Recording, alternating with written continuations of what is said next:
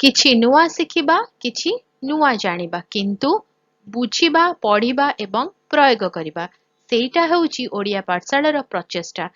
ଆପଣମାନଙ୍କୁ ସମସ୍ତଙ୍କୁ ସ୍ୱାଗତ ଓଡ଼ିଆ ପାଠଶାଳାକୁ। ଚାଲନ୍ତୁ ଆଜିର ଭିଡିଓରେ କଥା ହେବା ଭାରତର ଶ୍ରେଷ୍ଠ ଯୁଗ ବିଷୟରେ।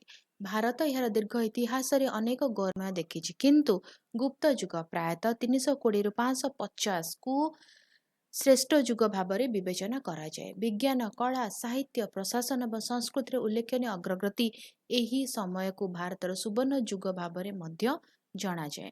ଗୁପ୍ତ ଯୁଗରେ ଭାରତର ଶିକ୍ଷା ଏବଂ ଶିକ୍ଷା କ୍ଷେତ୍ରରେ ବହୁତ ଉନ୍ନତି ହାସଲ କରିଥିଲା।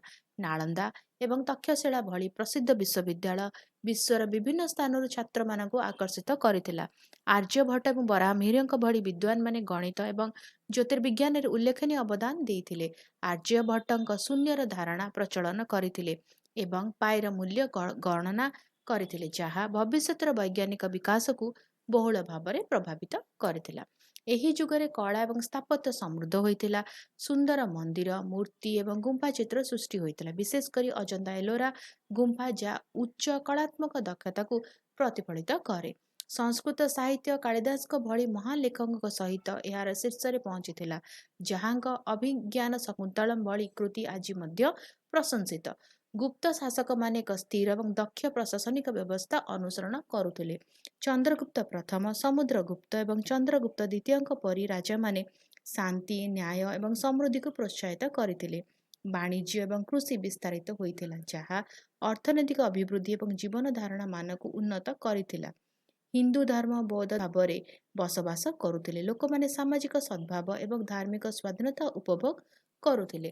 ନିରନ୍ତର ଯୁଦ୍ଧ ଦ୍ୱାରା ଚିହ୍ନିତ ସମୟ ପରି ନୁହେଁ।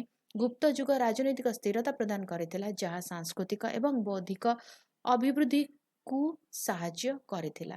ଏହି ଯୁଗର ସଫଳତା ଭାରତୀୟ ସଭ୍ୟତା ପାଇଁ ଏକ ଦୃଢ଼ ମୂଳଦୁଆ ସ୍ଥାପନ କରିଥିଲା। ତେଣୁ ଗୁପ୍ତ ଯୁଗକୁ ଭାରତର ସର୍ବୋତ୍ତମ ଯୁଗ ଭାବରେ ବିବେଚନା କରାଯାଏ, କାରଣ ଏହା ଶାନ୍ତି, ଜ୍ଞାନ, ସୃଜନଶୀଳତା ଏବଂ ସାମଗ୍ରିକ ବିକାଶର ଏକ ସମୟକୁ ପ୍ରତିନିଧିତ୍ୱ କରେ, ଯାହା ଆଜି ମଧ୍ୟ ଜାତିକୁ ପ୍ରେରଣା ଦେଇ ଚାଲିଛି। ଭିଡ଼ିଓଟି କେମିତି ଲାଗିଲା ମୋତେ କମେଣ୍ଟ କରିକି ଜଣାଇବ। ଯଦି କିଛି କ୍ୱେଶ୍ଚିନ୍ ଅଛି, ଡାଉଟ୍ ଅଛି, କମେଣ୍ଟ ଲେଖିଦେବା, ଆନ୍ସର କରିବା।